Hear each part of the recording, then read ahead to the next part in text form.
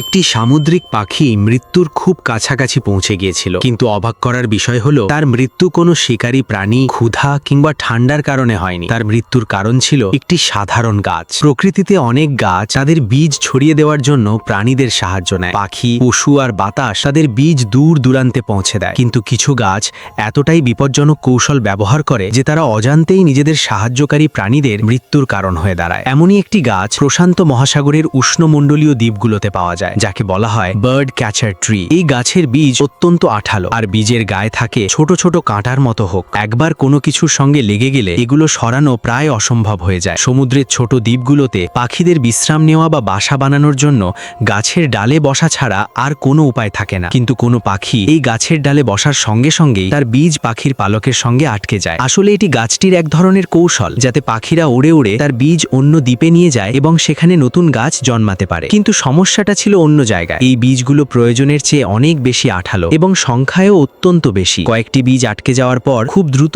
আরও বীজ পাখির শরীরে জমতে শুরু করে। ধীরে ধীরে পুরো পাখিটাই বীজে ঢেকে যায়, আর সেই বীজের ওজন এত বেড়ে যায় যে সে আর উড়তেই পারে না। উড়ার ক্ষমতা শেষ হওয়ার সঙ্গে সঙ্গেই তার জীবনেরও প্রায় সমাপ্তি ঘটে। সে আর খাবার খুঁজে পায় না, শেষ পর্যন্ত মাটিতে পড়ে যায়। কিন্তু মাটিতে পড়ার পর তার শরীরে আরও বেশি বীজ আটকে যায়। অবশেষে অসহায়ভাবে ছটফট করতে করতেই তার মৃত্যু হয়। সবচেয়ে দুঃখজনক বিষয় হলো এই গাছ নিজের বীজ দূরে ছড়িয়ে দিতে চেয়েছিল, কিন্তু তার বেশিরভাগ বীজই শেষ পর্যন্ত নিজের আশেপাশেই পড়ে থাকে। নতুন গাছগুলি আবার নিজেদের মা গাছের সঙ্গেই পুষ্টির জন্য লড়াই শুরু করে, ফলে গাছটি নতুন কোনো এলাকা দখল করতে পারে না। শুধু একটি মৃত পাখির দেহ পড়ে থাকে, যা পরে সার হয়ে মাটির সঙ্গে মিশে যায়। প্রকৃতিতে এমন অদ্ভুত এবং নিষ্ঠুর কৌশল শুধু গাছের মধ্যেই সীমাবদ্ধ নয়।